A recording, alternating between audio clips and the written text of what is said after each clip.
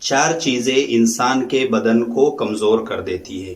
امام شافعی رحمہ اللہ کا یہ فرمان ہے، وہ فرماتے ہیں کہ چار چیزیں ایسی ہیں کہ وہ انسان کے بدن کو کمزور کر دیتی ہے۔ پہلی چیز بہت زیادہ مباشرت کرنا، جماع کرنا، یہ انسان کے جسم کے لیے انتہائی نقصان دہ ہے۔